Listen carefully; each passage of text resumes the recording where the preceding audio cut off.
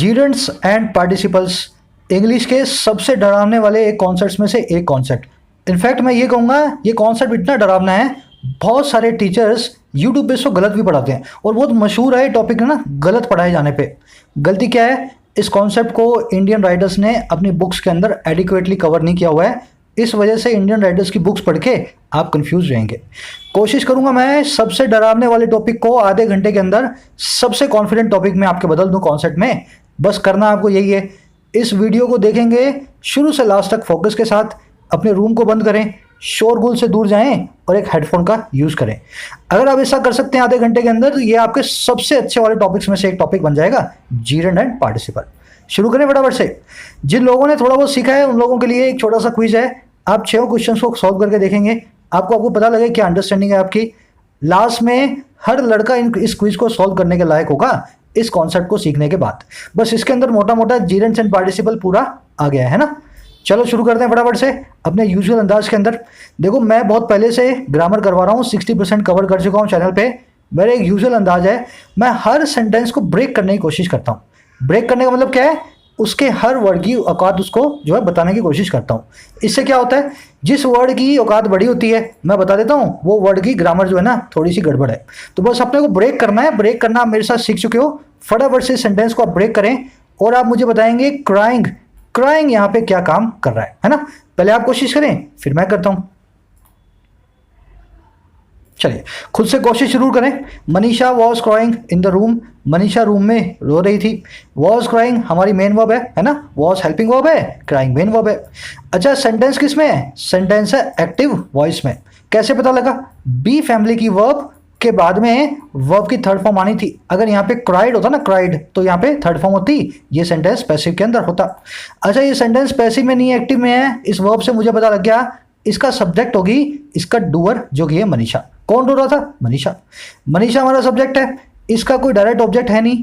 इन नाम का एक प्रेपोजिशन आ रहा है जिसका ऑब्जेक्ट का नाम है रूम। रूम मतलब कमरा। तो एक प्रेपोजिशन को ऑब्जेक्ट चाहिए होता है, ये रूम नाम का नाउन हमने इसको ऑब्जेक्ट के फॉर्म में दिया हुआ है।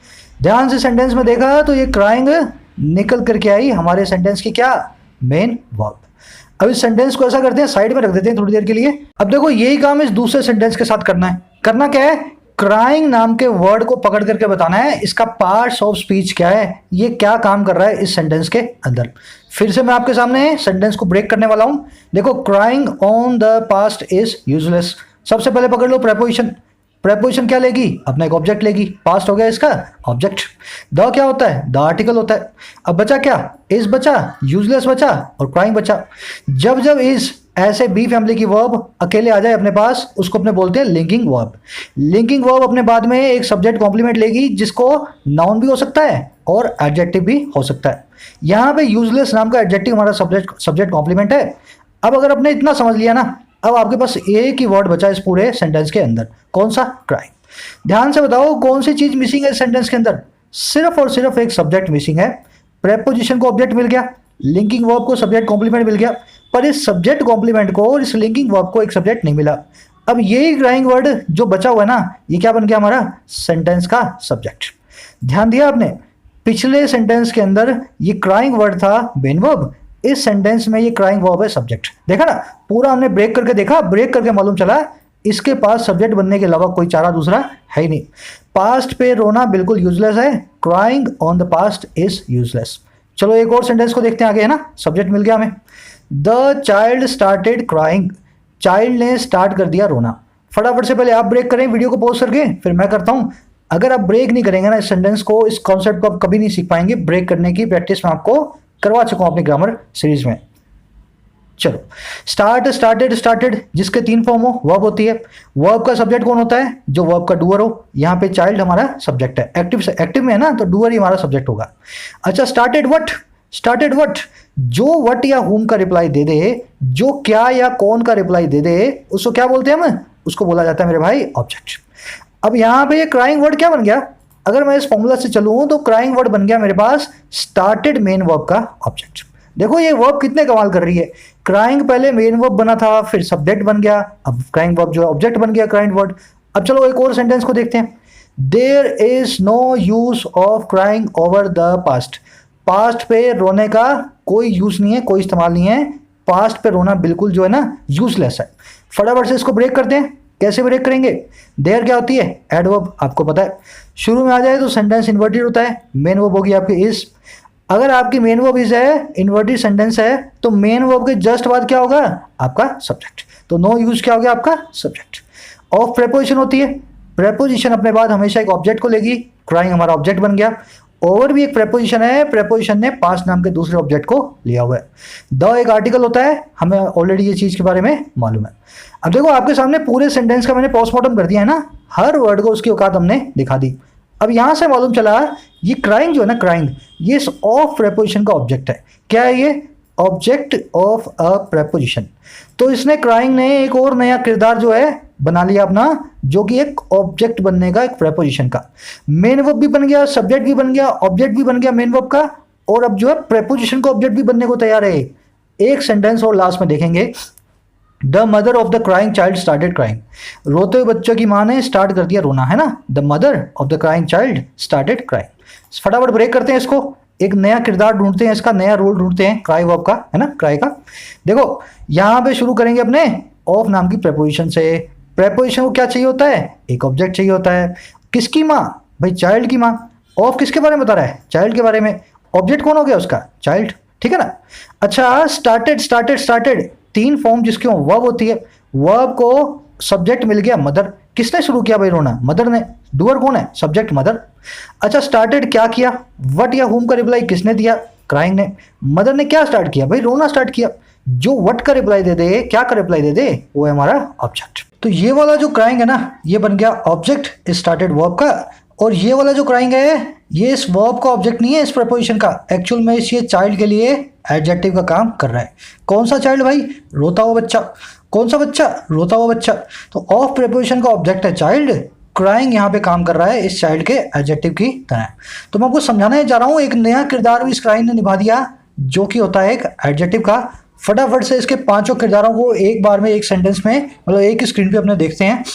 Manisha was crying in the room. Crying यहाँ पे काम कर रहा था मेन वर्ब का, वॉज के बाद में आने के कारण। Crying on the past is useless, यहाँ पे क्राइंग काम कर रहा था सब्जेक्ट का।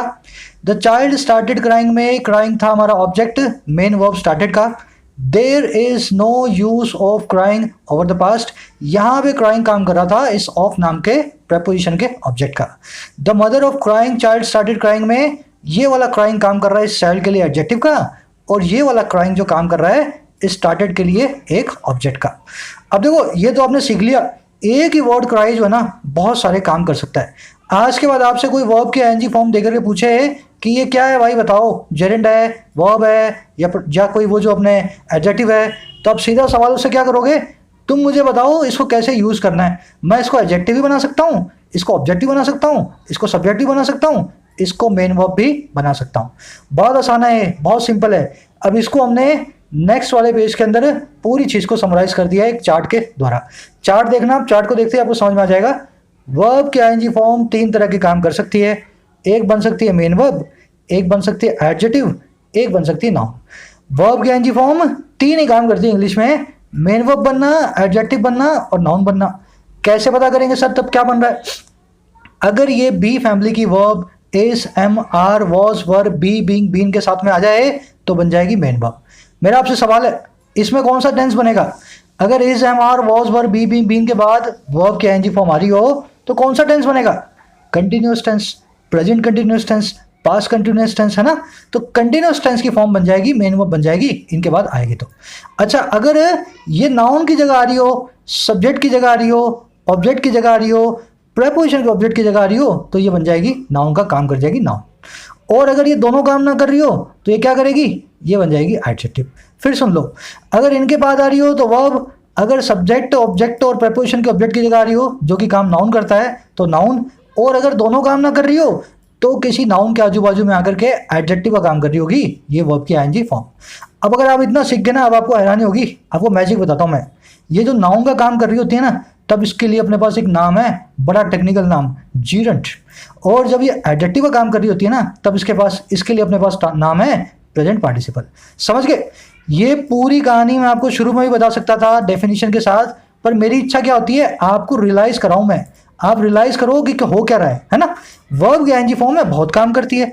जब नाउन की जगह आ जाए, नाउन का काम कर जाए तो जीरंड, एडजेक्टिव का काम कर जाए तो प्रेजेंट पार्टिसिपल, और अगर मेन वर्ब का काम कर रही हो तो मेन वर्ब।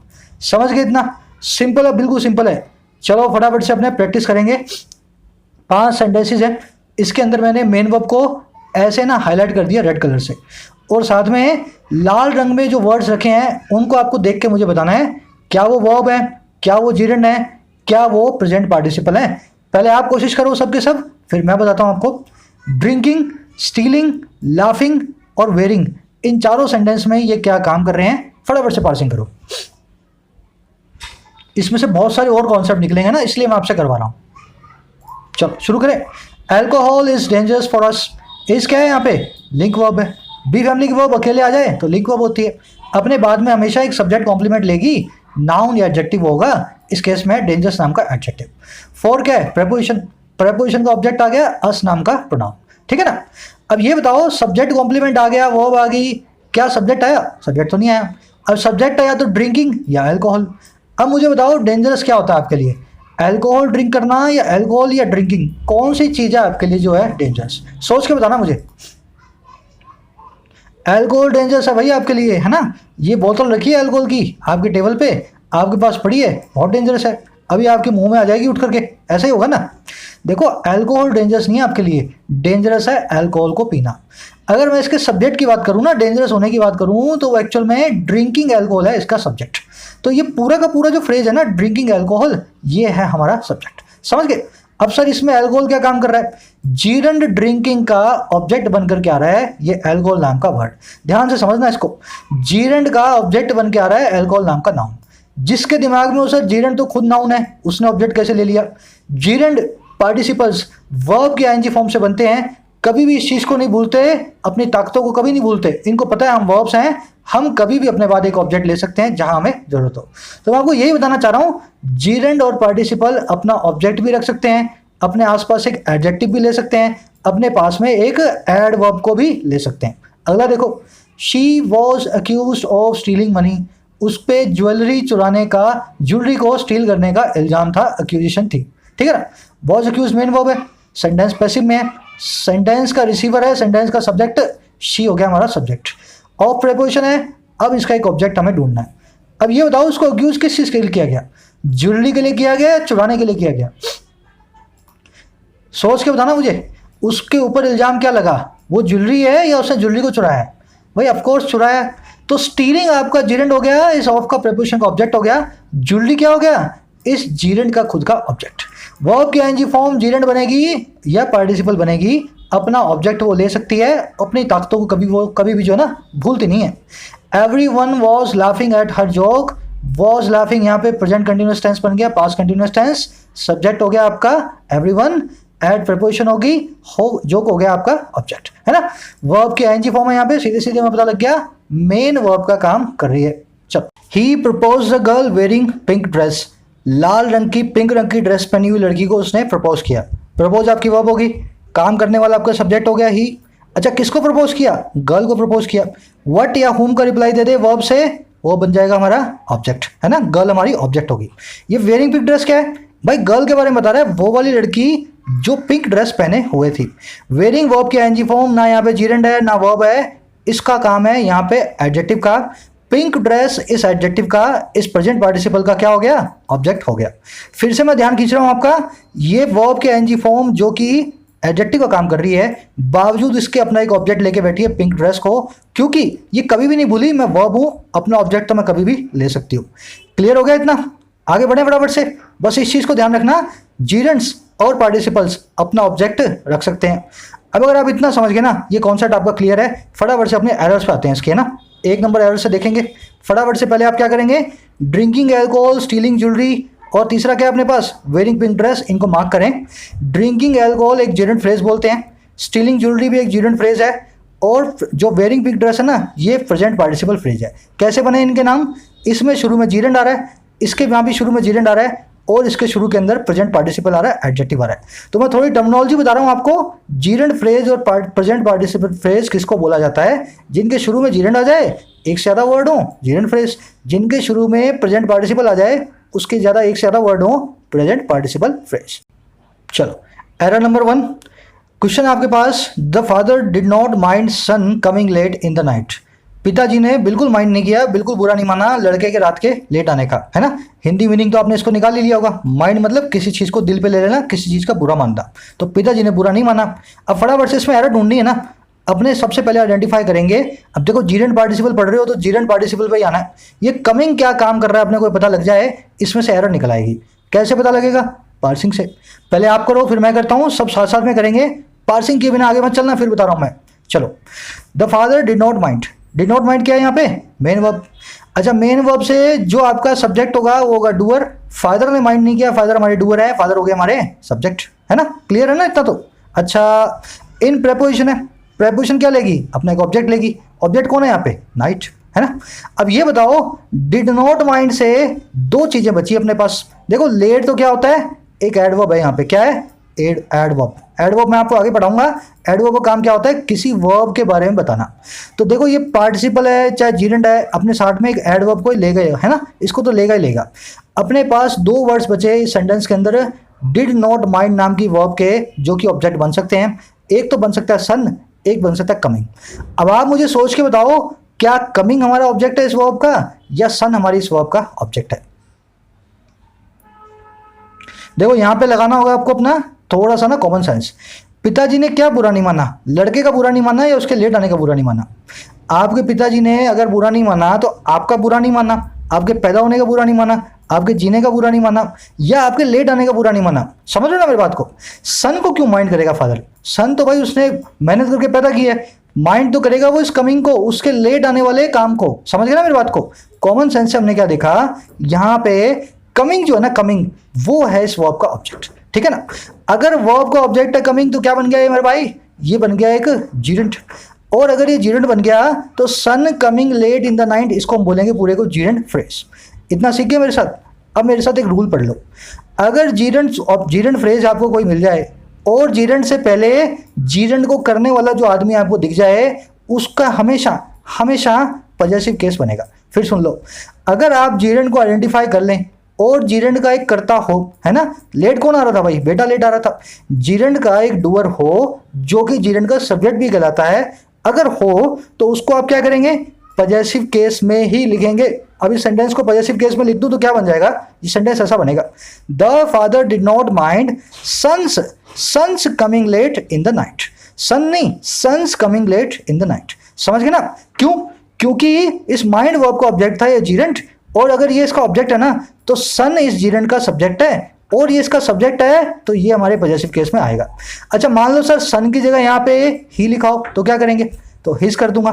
अगर शी लिखा हो तो क्या कर दूंगा? हर कर दूंगा। अगर दे लिखा हो तो क्या कर दूंगा? देम कर दूंगा। समझ गए ना? पॉजेसिव एडजेक्टिव, पॉजेसिव नाउन, बस यही करना है आपको। जीरेंट जहां जहां आपको दिख जाए उससे पहले वाले वर्ड को। बस ये आधा रूल है, पूरा रूल आप मेरे साथ आगे देखोगे। इतना रूल पढ़ा देते हैं और टीचर्स जो है ना खत्म कर देते हैं अपनी क्लास को। अब इसी रूल को अपने को थोड़ा आगे बढ़ाना है ना। अगले सेंटेंस की तरफ देखते हैं, फटाफट पार्सिंग करेंगे।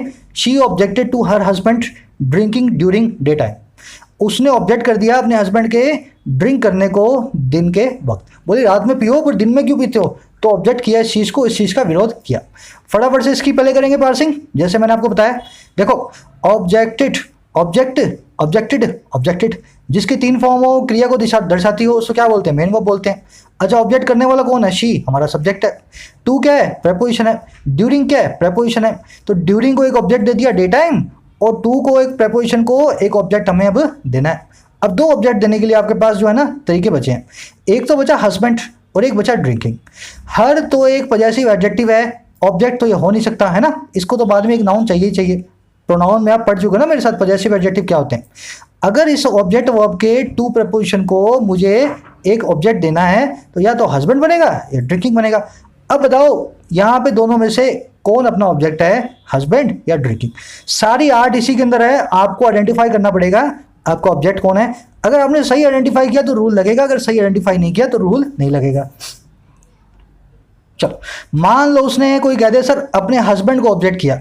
उसने तो हस्बैंड को ऑब्जेक्ट भी किया, मारा पीटा भी बाद में, है ना। सारी कहानी तो उसने हस्बैंड के साथ की, ड्रिंकिंग के साथ तो की नहीं। सोच के देखना मेरे साथ, अगर हस्बैंड को ऑब्जेक्ट किया तो ड्रिंकिंग क्या बन जाएगा? वर्ब ये बन नहीं सकता, वर्ब तो आ गई। जीरेंड ये बन नहीं सकता क्योंकि सब्जेक्ट आपने बना दिया इसको, है ना, ऑब्जेक्ट इसको बना दिया हस्बैंड को। कैसे बनेगा जीरेंड, किसका ऑब्जेक्ट बनेगा ये? अच्छा, ना ये वर्ब बन सकता ना ये जीरेंड बन सकता, तो क्या बनेगा? इसको बनाओगे आप एडजेक्टिव। तो इसका मतलब क्या हो जाएगा? उसने ऑब्जेक्ट किया उस हस्बैंड को जो कि ड्रिंक करता था ड्यूरिंग द डे टाइम। ये वैसा हो जाएगा द्रौपदी जैसा, उसके 5 हस्बैंड है ना, उसने क्या बोला 4 तो ठीक है, मैं तो उसको ऑब्जेक्ट करती हूँ, उस ऑब्जेक्ट को, उस हस्बैंड को जो कि डे टाइम में ड्रिंक करता है। ऐसा पॉसिबल है क्या? अगर आपने कॉमन सेंस से चलाओगे दिमाग तो उस हस्बैंड को नहीं कर रही है ये, उस हस्बैंड की ड्रिंकिंग की हैबिट को अपोज कर रही है ना। Husband drinking during day time का मतलब है वो वाला हस्बैंड जो डे टाइम में पिया करता था। हस्बैंड तो एक ही होता है ना। अब क्या करें, फटाफट से अपने इस हस्बैंड को बदल देंगे पॉजेसिव केस के अंदर, husband's drinking during day time. बहुत सिंपल है, जब भी आपके पास जीरेंड से पहले कोई अगर नाउन या प्रोनाउन आ जाए, आपको फटाफट से चेक करना है कहीं वो जीरेंड प्रेजेंट पार्टिसिपल तो नहीं।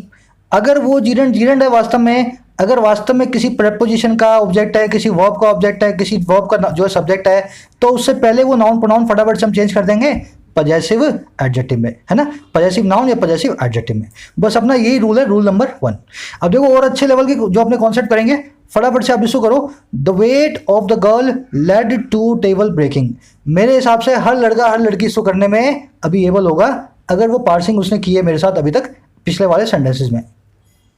चलो, ऑफ क्या है? प्रेपोजिशन है। प्रेपोजिशन का ऑब्जेक्ट कौन है? गर्ल। लीड, लेड जिसकी 3 फॉर्म हो वो आपकी वर्ब होगी। मेन वर्ब का सब्जेक्ट होगा, सब्जेक्ट उसका मेन वर्ब का डूअर है आपका यहाँ पे वेट, है ना, एक नाउन है आपका जो है डूअर है, तो डूअर ही आपका सब्जेक्ट है। अच्छा, बचा क्या? 2 प्रेपोजिशन। प्रेपोजिशन के बाद में उसका एक ऑब्जेक्ट आएगा। अब देखो 2 आपके पास चांस है, एक तो टेबल आपका ऑब्जेक्ट हो सकता है, एक ब्रेकिंग आपका ऑब्जेक्ट हो सकता है। क्या आपका वेट, जो लड़की का वेट है वो लीड करके ले गया हमें एक टेबल तक, या लड़की का वेट है वो हमें लीड करके गया ब्रेक होने तक? टेबल तक ले गया या ब्रेक होने तक ले गया? अगर आप इतना समझ लो तो आपको फटाफट पता लग जाएगा कि टेबल आपका ऑब्जेक्ट है या ब्रेक आपका ऑब्जेक्ट है। टेबल तक नहीं ले गया वो वेट, वो हमें ब्रेक होने तक ले गया टेबल के। समझना मेरी बात को? अगर आप कॉमन सेंस लगाओगे तो आपको पता लगेगा टेबल आपका टू प्रेपोजिशन का ऑब्जेक्ट नहीं है, ऑब्जेक्ट है आपका ब्रेकिंग। जैसे ही ये प्रेपोजिशन का ऑब्जेक्ट बना, हमें पता लग गया ये जीरेंड है। जीरेंड से पहले वाले आने वाले वर्ड को फटाफट से आंख मूंद के उसका पॉजेसिव बना डालेंगे। हमें क्या बनाना है यहाँ पे? The weight of the girl led to tables breaking, ये बनेगा ना। अब इसी रूल को मैं आगे बता रहा हूँ आपको। इन एनिमेट ऑब्जेक्ट्स का अपने कभी भी पॉजेसिव नहीं बनाते, आपको मालूम है। अब इसका एक ही इलाज है, टेबल्स ब्रेकिंग की जगह मैं लिख दूंगा ब्रेकिंग ऑफ द टेबल। समझ गए ना? कॉन्सेप्ट आप मेरे साथ सीख चुके हो, आपने पहचान लिया। ब्रेकिंग यहाँ पे लीड टू हो गया है, ब्रेकिंग तक हम गए, है ना, इस टेबल के वेट के कारण, लड़की के वेट के कारण। अगर ब्रेकिंग जीरेंड है तो उससे पहले आने वाला वर्ड जीरेंड का सब्जेक्ट बनेगा, उसका पॉजेसिव भी आपने बना डाला। फिर आपको पता लगा अरे सर ने बताया था नाउन वाली वीडियो में ऐसे इन एनिमेट ऑब्जेक्ट्स का तो पॉजेसिव बनता ही नहीं। अच्छा, नहीं बनता तो क्या करें? मैं इस टेबल्स ब्रेकिंग को लिख देता हूँ ब्रेकिंग ऑफ द टेबल। समझ गए ना? अब इस पे 2 सेंटेंस और करेंगे। एक सेंटेंस तो मेरे ख्याल से हर एक कर पाएगा, ये बहुत सिंपल है। इसके बाद वाले में आपको एक चैलेंज बताऊंगा, है ना। पहले इसको करते हैं अपने। She married the boy working in the US. फटाफट से बताना मुझे, पता करके वर्किंग यहाँ पे क्या काम कर रहा है।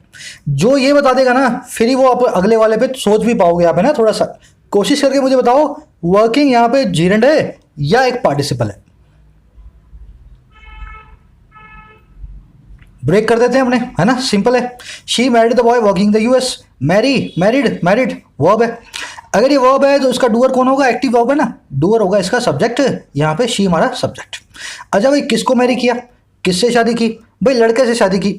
अच्छा, वर्किंग से शादी तो नहीं कर ली? चलो पहले इन प्रेपोजिशन को देख लेते हैं।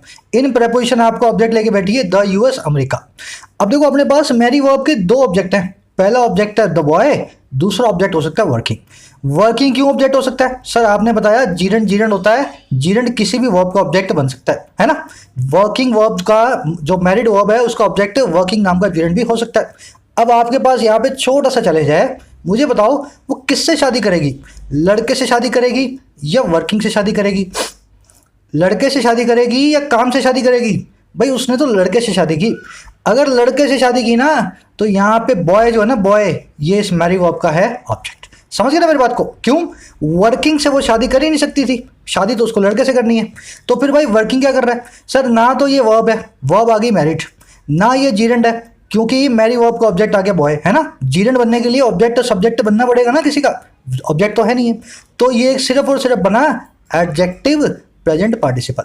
अब देखो यहाँ आके आपका रूल फेल हो जाता है। आप किताब में पढ़ते हो जहां भी जीरेंड से पहले कोई सब्जेक्ट आ जाए, उसका कोई नाउन आ जाए, उसका पॉजेसिव केस बना दो। आप क्या करोगे, शी मैरिड द बॉयज, यहाँ पे अपोस्ट्रोफी एस लगा के बना दोगे, boys working in the US. तो रूल अप्लाई नहीं करना, लॉजिक अप्लाई करना है। अपने को लॉजिक से पता लगा भाई working in the US present participle phrase है, वर्किंग एक एडजेक्टिव है, जीरेंड नहीं है, इसलिए इसका पॉजेसिव केस नहीं बनाऊंगा। चलो अब एक लास्ट सेंटेंस करेंगे। इस सेंटेंस को आप अपने आप जो है ना अपने दिमाग से करके मुझे बताओगे सिंगिंग यहाँ पे प्रेजेंट पार्टिसिपल है या जीरेंड है। जो लड़का या लड़की बता देगी ना अपने दिमाग से, मेरी रिस्पेक्ट है उसके लिए। मुझे चाहे नहीं पता लगे किसने बताया किसने नहीं बताया, आप ये अपने दिमाग में मान लेना, आप जैसे लड़कों और लड़कियों से ही मैं प्यार करता हूँ, उस सेंस में समझ गए ना, एज ए टीचर आप ही जैसे लड़के और लड़कियों से मैं प्यार करता हूँ जो मुझे सिंगिंग वर्ब के बारे में बता देंगे अभी जीरेंड है पार्टिसिपल है क्या है, दोनों में से बताना मुझे फटाफट से। पहले आप करो कोशिश, फिर मैं करता हूँ। चलो बहुत ही ट्विस्टेड सेंटेंस है ये, बहुत ही ट्विस्टेड। देखो कैसे, लाइक लाइक्ड लाइक्ड वर्ब है, वर्ब को करने वाला आई सब्जेक्ट है। अच्छा मैंने क्या लाइक किया भाई, मैंने लड़की को लाइक किया, फोर प्रपोजिशन है, इसका ऑब्जेक्ट मी नाम का प्रोनाउन हो गया। अच्छा लाइक किसको किया, मैंने किया लड़की को लाइक, है ना, आई लाइक्ड द गर्ल। अच्छा मैंने लाइक सिंगिंग को किया लड़की को किया, फिर पूछ रहा हूँ मैं आई लाइक सिंगिंग या आई लाइक गर्ल। सर मैंने सिंगिंग को लाइक नहीं किया, मैंने तो किया लड़की को लाइक, है ना, आई लाइक द गर्ल। अच्छा फिर सिंगिंग क्या करेगा, सिंगिंग बन जाएगा यहाँ पे प्रेजेंट पार्टिसिपल। उस लड़की को लाइक किया जो गाना गा रही है मेरे लिए। अब मेरे पास बहुत सारी लड़कियां खड़ी हैं यहाँ, है ना, पर मुझे तो वो वाली पसंद है जिसने मेरे लिए गाना गाया। I like the girl singing a song for me, है ना। अब देखो दूसरे तरीके से, दूसरे दिमाग से, क्या ऐसा नहीं हो सकता, I like the singing, I like the singing किसकी, इस लड़की की, एक गाने को मेरे लिए। मुझे इस लड़की का गाना पसंद आया मेरे लिए, लड़की पसंद नहीं आई, मुझे लड़की बिल्कुल पसंद नहीं है, 1% भी पसंद नहीं है, मुझे तो पसंद आया इसने मेरे लिए गाना गाया। समझ गए मेरी बात को। हुआ क्या यहाँ पे, इस गर्ल सिंगिंग जो है ना, गर्ल सिंगिंग, इसको देख के आप बता ही नहीं सकते सिंगिंग यहाँ पे एडजेक्टिव है या सिंगिंग यहाँ पे जीरेंड है। ये जीरेंड भी है एडजेक्टिव भी है। जब ये जीरेंड है इसका मतलब क्या है, आपने सिंगिंग को पसंद किया, किसकी, लड़की की सिंगिंग को पसंद किया, तो उस केस में मैं बना दूंगा गर्ल्स, क्योंकि ये जीरेंड बन गया हमारे इस लाइक वर्ब का ऑब्जेक्ट, और मुझे गर्ल का गर्ल्स बनाना पड़ेगा। मेरा जीरेंड का रूल यही कहता है, इससे पहले वाले आने वाले नाउन को हम बना देंगे पॉजेसिव फॉर्म में। और अगर मैंने लड़की पसंद किया, भाई वो वाली लड़की जो मेरे लिए गाना गा रही है ना, चाहे ये गाना ना गाती होती, मुझे तो ये पसंद थी पहले से, तो मेरे को यहाँ पे गर्ल को ऑब्जेक्ट बनाना है। उस केस में गर्ल सिंगिंग द सॉन्ग जो है ना, गर्ल सिंगिंग द सॉन्ग, ये पूरा का पूरा सिंगिंग द सॉन्ग जो है पार्टिसिपल फ्रेज बन जाएगा। इस सेंटेंस को देख करके कोई नहीं बता सकता, क्योंकि इसके दोनों ही मीनिंग निकलते हैं। वेग सेंटेंस बोलूंगा इसको। ऐसे सेंटेंस आपके एग्जाम में नहीं आएंगे, डरना मत, सर एग्जाम में आ गया तो क्या करना है, पर ये सेंटेंस की अंडरस्टैंडिंग आपको होनी चाहिए। अब इसकी अंडरस्टैंडिंग आने के बाद आप इस निगाह से हर सेंटेंस को देखेंगे, हर सेंटेंस को आप इसी निगाह से देखेंगे, जीरेंड से पहले आने वाला कोई जो अपना जो भी नाउन है, कहीं वो ही तो हमारा ऑब्जेक्ट नहीं है, और जीरेंड कहीं प्रेजेंट पार्टिसिपल तो नहीं है। बस इसीलिए मैंने इस सेंटेंस को आपको सिखाया। फटाफट से आगे बढ़ते हैं रूल नंबर 2 की तरफ। पहला रूल आपने मेरे साथ सीख लिया, जीरेंड को पकड़ना और प्रेजेंट पार्टिसिपल को आइडेंटिफाई करना। रूल नंबर 2 क्या कहता है, सबसे पहले चारों सेंटेंस आप देख लें, एक एक करके मैं इनको ब्रेक कर रहा हूँ। बहुत सिंपल सेंटेंस है, अपने को पता करना है जीरेंड कैसी वर्ब लेता है। Reading a book increases your knowledge, increased, यहाँ पे इंक्रीज है आपकी मेन वर्ब, सब्जेक्ट कौन है, रीडिंग अ बुक, और क्या है ये एक जीरेंड फ्रेज, है ना। रीडिंग आपका सब्जेक्ट, अ बुक इसका सब्जेक्ट का ऑब्जेक्ट, है ना, जीरेंड का ऑब्जेक्ट। अगर ये चीज पूरी की पूरी हमारा सब्जेक्ट है तो वर्ब कैसे आनी चाहिए, इस चीज के हिसाब से। जीरेंड अपने हिसाब से कौन सी वर्ब लेता है मेरे भाई, हमेशा और हमेशा लेगा सिंगुलर वर्ब। समझ गए ना। रूल नंबर 2 बहुत सिंपल है, रीडिंग हो, स्लीपिंग हो, वॉकिंग हो, ईटिंग हो, जीरेंड बन के आ रहा हो, उसकी वर्ब जो दोगे, क्योंकि सब्जेक्ट है ना ये, तो वर्ब देनी पड़ेगी इसको। इसकी जो वर्ब दोगे वो हमेशा आपको लेनी है सिंगुलर जो है ना उसके अंदर। अब देखो ये सिंपल सेंटेंस था। अगला देखो, हैंडलिंग 10 पीपल रिक्वायर या रिक्वायर्स सीरियस स्किल्स।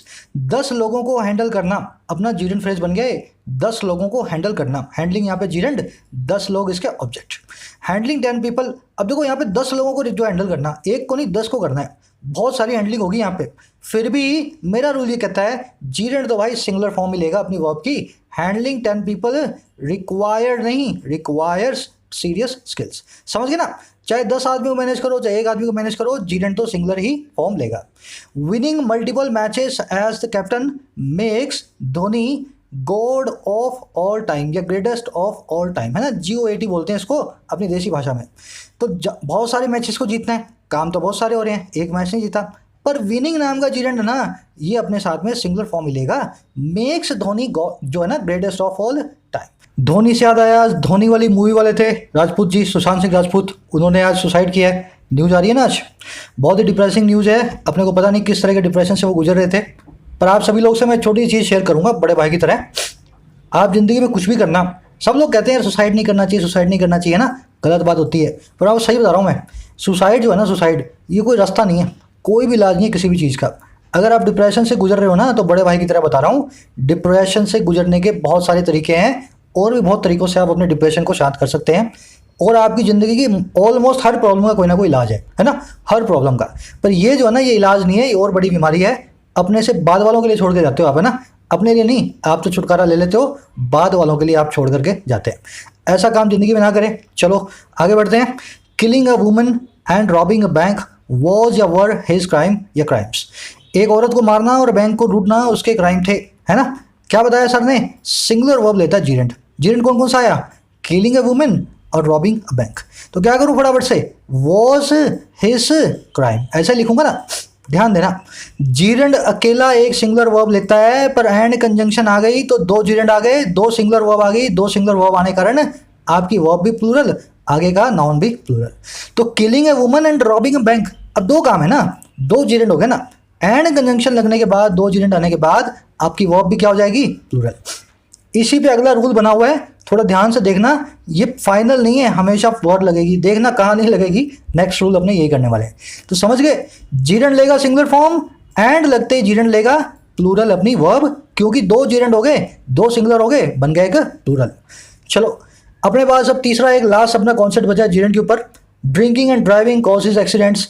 आप पहले मुझे बताएं, ये ड्रिंकिंग एंड ड्राइविंग जो कि एक जीरेंट फ्रेज है, पहचान तो लिया ना आपने, सब्जेक्ट बना हुआ अपना, कॉजेज अपनी वर्ब है, एक्सीडेंट अपना वर्ब का ऑब्जेक्ट है। जो अपना ये जीरेंट फ्रेज है, सिंगुलर वर्ब लेगा या प्लूरल वर्ब लेगा।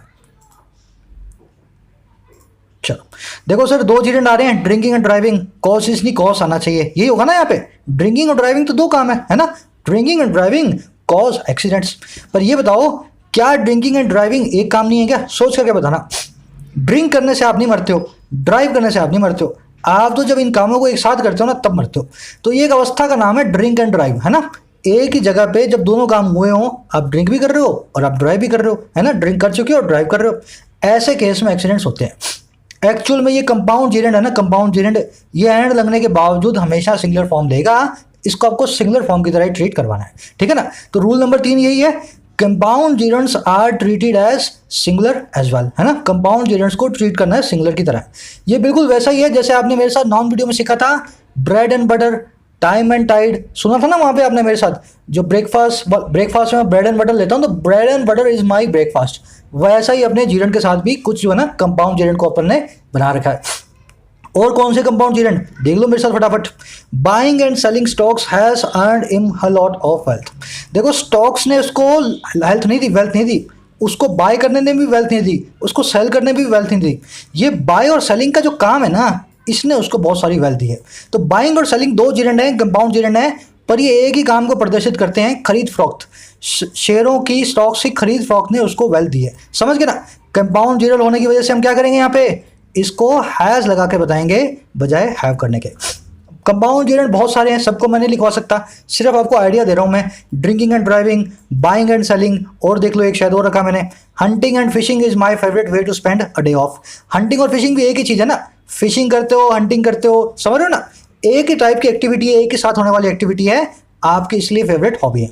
तो कोशिश करें जब भी आपको कंपाउंड जीरेंट दिखे, सेंटेंस में कोई और एरर ना दिख रही हो, तो आपको देखना है यही वो एरर आपको देकर के बैठा है, कंपाउंड जीरेंट को प्लूरल बनाने के लिए आपको कह रहा है। अगर कोई और एरर नहीं है ना, तो समझ लेना कंपाउंड जीरेंट है, उसकी एरर आपको उसने दी है। अपने इसके साथ अपना ऑब्जेक्ट जो वाला जो कॉन्सेप्ट है जीरेंट वाला पूरा हो गया है। अगले मैं इस कॉन्सेप्ट के अंदर लूंगा, 2 से 3 दिनों के अंदर वीडियो आ जाएगी, ऑलमोस्ट मेरी प्रिपेयर हो चुकी है, सिर्फ उसको जो है ना रिकॉर्ड करना बाकी है। उसके अंदर अपने करेंगे पार्टिसिपल्स को। पार्टिसिपल आपको मैंने पकड़ना तो बता ही दिया। अगली वीडियो में पार्टिसिपल के दो टाइप्स और होते हैं, परफेक्ट पार्टिसिपल और पास्ट पार्टिसिपल। तीनों को कैसे यूज करना है और तीनों के ऊपर कौन से क्वेश्चन बनते हैं, ठीक है ना। आज जीरेंट हो गया, पार्टिसिपल आपने पहचानना सीख लिया मेरे साथ पार्टिसिपल। अगले के अंदर पार्टिसिपल के दो टाइप्स है और साथ में पार्टिसिपल का एक तीसरा टाइप जिसको अपने को बहुत मुश्किल होता है यूज करना, वो मैं आपको सिखाऊंगा। फटाफट से इन क्वेश्चंस को आप सॉल्व करेंगे। 6 क्वेश्चंस हैं, इसके आंसर्स आपको मिल जाएंगे कमेंट सेक्शन के अंदर। अभी नहीं डाल रहा हूँ क्योंकि जैसे मैं डालता हूँ फिर आप इनको सॉल्व करना बंद कर दोगे, थोड़ी देर बाद डालूंगा, है ना, घंटे 2 घंटे में डाल दूंगा। कमेंट सेक्शन से इनके आंसर्स को निकाल लें और आप अपने आंसर्स को मेरे आंसर से मैच करके जरूर से कमेंट में मुझे बताएं अपना स्कोर। अच्छा लगा हो, अब बोल रहा हूँ, इस वीडियो को लाइक करना ना भूलें, शेयर करना ना भूलें। लाइक और शेयर मेरी फर्स्ट प्रायोरिटी नहीं है, पर यह आपकी प्रायोरिटी होनी चाहिए क्योंकि चैनल आपका है। आपके लाइक्स और शेयर मुझे इस कंटेंट को एक लार्ज ऑडियंस के सामने प्रेजेंट करने में हेल्प करते हैं। मैं चाहता हूं अगर कंटेंट को दिल से बना रहा हूं पूरी क्वालिटी के साथ तो सबके पास पहुंचे, फ्री में पहुंचे, पैसा देकर के लोगों को खराब ना होना पड़े। अच्छा लगा तो जरूर से मुझे बताना। Signing out.